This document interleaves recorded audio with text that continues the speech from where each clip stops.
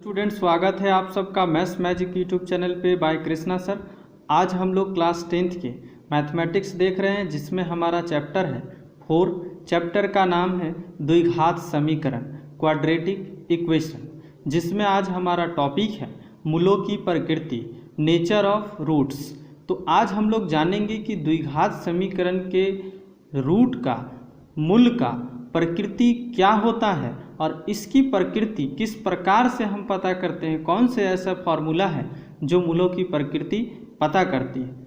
तो जैसा कि हम सभी जानते हैं, मूलों की प्रकृति का नॉलेज की जानकारी हमें द्विघात समीकरण के लिए उसका विवक्तर देता है, डी देता है, d equal to b square minus 4ac देता है, जैसा कि आप पिछले क्लास में द्विघाती सूत्र में जान चुके हैं। तो आगे देखते हैं आज उसमें किस प्रकार से, कब मूलों की प्रकृति कैसी होगी, डी का वैल्यू पर किस प्रकार से डिपेंड करता है।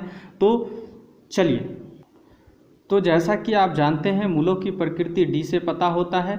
तो पूरी जानकारी आज हम लेंगे इस क्लास में। तब तक आप चैनल को सब्सक्राइब कर लीजिए, बेल आइकन को दबा लीजिए, ताकि अपलोड होने वाली सारी वीडियो, सारे क्लासेस का वीडियो आपको सबसे पहले मिल सके। जैसा देख रहे हैं आप, यहाँ पर 3 कॉलम आपको दिख रहा है।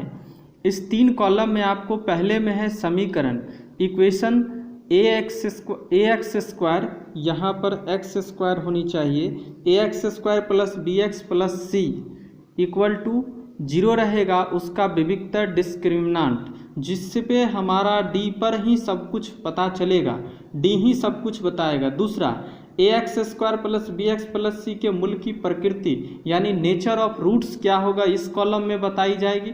यानी डी के वैल्यू यहाँ से पता होगा और डी के अनुसार नेचर क्या होगा वो इस कॉलम में होगा, और फिर उसके मूल, जो द्विघाती फॉर्मूला कल हम लोग देख चुके थे पिछले क्लास में, उससे इसका मूल किस प्रकार से ज्ञात होगा। तो पूरी की पूरी कंसेप्ट सीखेंगे। उसके बाद 3 क्वेश्चन करेंगे, जिसमें यहाँ पर दी बताए जा रहे तीनों केस का एक एक एग्जाम्पल लेंगे। सब कुछ क्लियर हो जाएगा, बने रहिए हमारे साथ लास्ट तक।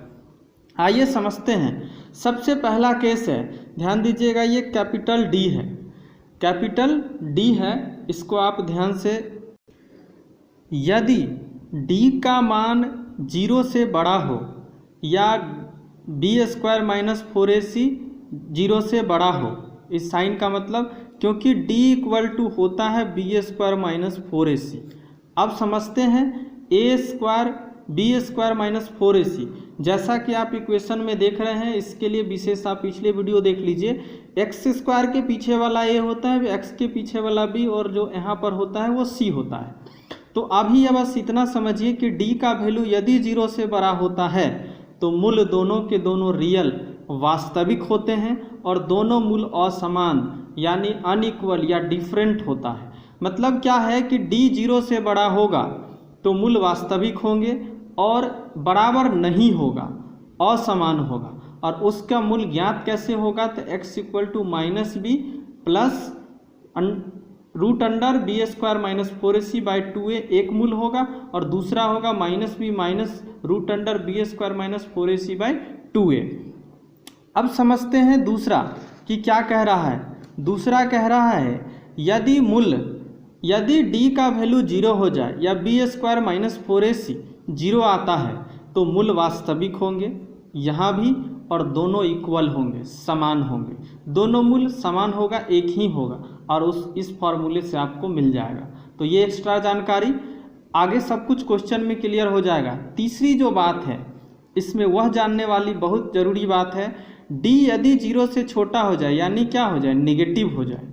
d जैसे ही निगेटिव हो जाएगा तो B square minus 4ac negative हो गया, तो मूल वास्तविक नहीं होगा और न ही रियल होता है और एग्जिस्ट नहीं करता है। तो असमान होंगे कि समान, ये 10th क्लास में बोल दिया जाता है कि कुछ पता नहीं, लेकिन मैं आपको बता रहा हूँ असमान होते हैं, असमान होते हैं। तो इसका भी रूट होता है, पर रियल वास्तविक रूट नहीं होता है। 10th तक आपको वास्तविक संख्या ही पढ़नी है, इसीलिए कहा जाता है कि इसका रूट नहीं होता है। आप 11th 12th में इसके रूट ज्ञात करेंगे ग्रेजुएशन में। तो d जब लेस देन 0 यानी नेगेटिव आ जाएगा, माइनस में आ जाएगा, तो आपको यहाँ 10th में आगे निकालने की ज़रूरत नहीं पड़ेगी, इसलिए इसकी कोई फार्मूला यहाँ नहीं दिया गया है, वो अलग से निकलता है। तो अभी तक जो हम देखे उसको एक बार रिवीजन करते हैं कि d यदि ग्रेटर देन 0 होता है तो मूल वास्तविक और असमान होंगे, और d बराबर होता है तो मूल वास्तविक और समान होंगे, और d यदि छोटा होता है तो मूल नहीं होते हैं, कोई भी रियल रूट नहीं होता है, वास्तविक मूल नहीं होता है, मुझे ज्ञात करने की कोई ज़रूरत नहीं है। एक तीसरा, एक लास्ट जो फोर्थ मैं लेकर आया हूँ आप लोग के लिए, जो 10th पॉइंट ऑफ व्यू से तो उतना महत्वपूर्ण नहीं है, पर आप वन डे ऑब्जेक्टिव एग्जाम लिखते हैं तो बहुत ज़्यादा महत्वपूर्ण है। जैसे d = b² - 4ac एक पूर्ण वर्ग हो, पूर्ण वर्ग समझते हैं कंप्लीट स्क्वायर हो, जैसे 25, 36, 49, 81, 100 इस प्रकार का हो, तो ABC और ABC एक परिमेय संख्या यानी रेशनल हो, तो आपका जो दोनों के दोनों मूल होते हैं वो परिमेय होते हैं, both the roots are rational होते हैं, और ये इस प्रकार से निकाले जाते हैं। यहाँ सिर्फ प्लस होगा। तो आई होप कि इतना क्लियर हुआ होगा। अब 3 एग्जाम्पल देखते हैं जिसमें ऊपर के तीनों केस हम लोग कर लेंगे। तो क्लासेस समझ में आ रही हो तो वीडियो को लाइक कर दीजिए। देखते हैं तीनों एग्जाम्पल क्या है। आइए स्टूडेंट समझते हैं कि ये क्या है। क्वेश्चन इसी प्रकार से आएंगे और पूरे के पूरे CBSE में 5 मार्क्स और जैक में 6 मार्क्स के क्वेश्चन देखने को मिलेगा। निम्नलिखित द्विघात समीकरण के विभक्तर, विवेचक या डिस्क्रिमिनांट एक ही चीज़ होता है, कल मैं बताया हूँ। ज्ञात करें एवं मूलों की प्रकृति बताएं, यानी नेचर ऑफ रूट बताना है, और यदि उनका अस्तित्व है तो ज्ञात करें। अस्तित्व कहने का मतलब है कि यदि रियल है तो आप ज्ञात करिए। आइए देखते हैं एक एक करके। 3 एग्जाम्पल आपको यहाँ पर दिख रहा है, इस तीनों एग्जाम्पल को सॉल्व करते हैं, देखते हैं क्या होता है। पहला जो हमारा है वो x² - 7x + 12 = 0 है। इसको सबसे पहले हमारा जो बोला जाता है कि ax² + bx + c के फॉर्म में लिखिए और ab ज्ञात करिए। तो हम इसको इस प्रकार से लिख सकते हैं, आप समझ रहे हैं, पिछले क्लास में आप सीख चुके हैं। अब आपको यहाँ से a का वैल्यू कुछ नहीं है तो 1 मिलेगा, b का वैल्यू आपको यहाँ से -7 मिलेगा, और c का वैल्यू यहाँ से आपको 12 मिलेगा। आई होप कि आपको इतना समझ में आया होगा। अब आप यहाँ से d निकालेंगे। d = b² - 4ac होता है। ये हमेशा आपको फॉर्मूला लिखना है ताकि आपको याद होता रहे। अब आइए, b² मतलब -7 का स्क्वायर -4 a का वैल्यू कितना है 1 × c है कितना 12। यहाँ से आप निकालेंगे तो माइनस का स्क्वायर प्लस और 7 का 49 माइनस, आप यहाँ देखिए 4 और 12, अब यहाँ पर आपको मिलेगा 48। आई होप कि इतना क्लियर हुआ होगा। आपको यहाँ पर मिलेगा 48। अब यहाँ से आपको मिला 1, d = आपको मिला 1। क्या d 0 के बराबर है, छोटा है, बड़ा है? तो d 0 से बड़ा है। इतना आपको क्लियर हो गया, d 0 से बड़ा है, इतना आपका क्लियर है। अब आइए आगे देखते हैं। जब d 0 से बड़ा हो गया, डिस्क्रिमिनांट निकाल दिए, पहला क्वेश्चन का पार्ट क्लियर हो गया। देखिए ध्यान से कि d निकाल दिए। Nature of roots. अब मूल की प्रकृति क्या होगा?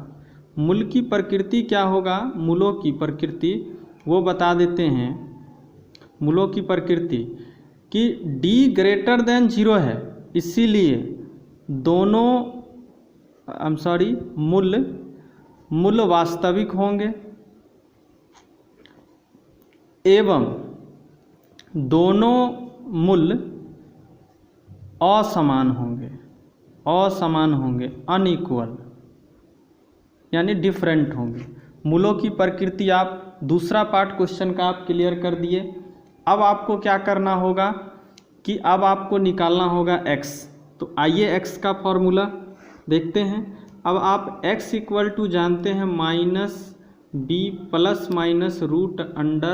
±√d, या इसी को d के बदले b² - 4ac लिखते हैं। अब आपको क्या करना है, माइनस b का वैल्यू कितना है? देखिए यहाँ पर ध्यान दीजिएगा, लोग गलत कर जाते हैं। यहाँ क्या है कि एक माइनस फॉर्मूले का है, उसके बाद आपको ब्रैकेट लगाना है और b का वैल्यू आप देख रहे हैं यहाँ से -7 है। तो लोग इस माइनस को भूल जाते हैं, आप ये गलती ना करें। हमेशा ऐसा देखा गया है, अक्सर होता है। Plus minus root under d, d की वैल्यू कितनी है आप निकाल चुके हैं, 1 है, बाई 2a, 2a कितना है, a का वैल्यू आप जान चुके हैं 1 है। कुछ भी आ सकता है ये सब वैल्यू। अब देखिए minus minus plus 7 plus minus 1 का रूट 1 बाई 2। अब आइए यहाँ से दो प्लस माइनस दिख रहा है, इस प्लस को एक बार और 7 के साथ इस माइनस को एक बार। अब यहाँ से देखिए 7 और 1 8/2 और यहाँ से 6/2, ये हो गया आपका 4 और ये हो गया 3। अब देखिए x के दो वैल्यू मिले आपको, x के दो वैल्यू मिले यहाँ से। अब दोनों मूल अलग अलग है, निकल गया। अब देखते हैं नेक्स्ट क्वेश्चन में क्या है, जो आपका है x² - 10x + 2 = 0। आइए देखते हैं। इस प्रश्न को जब लिखेंगे इस फॉर्म में ax² + bx + c = 0 में, तो देखिएगा ax² - 10x + 25 = 0। अब आइए यहाँ a कितना है, b कितना है और c कितना है, ये मुझे पता करना है। a का वैल्यू आपको 1 दिख रहा है, b का वैल्यू -10 दिख रहा है और c का वैल्यू 25 दिख रहा है। ये आपको समझ लेना है। अब आइए यहाँ समझते हैं। अगला हमारा काम होता है d निकालना। d फाइंड आउट करिए, तो d होता है b² - 4ac। क्लियर है यहाँ तक। अब d का वैल्यू रखिए, b² मतलब -10 का स्क्वायर -4a, a बोले तो 1, c बोले तो 25 है। यहाँ देखिए -10 का स्क्वायर 100 -25 चौका 100, 100 माइनस करेंगे d मिला मुझे 0। अब d यदि 0 हो गया तो मूल की प्रकृति क्या होगी, नेचर क्या होगा रूट का, नेचर आपका हो जाएगा कि d = 0 है, इसीलिए मूल वास्तविक एवं समान होंगे, रियल एंड इक्वल। क्लियर है यहाँ तक।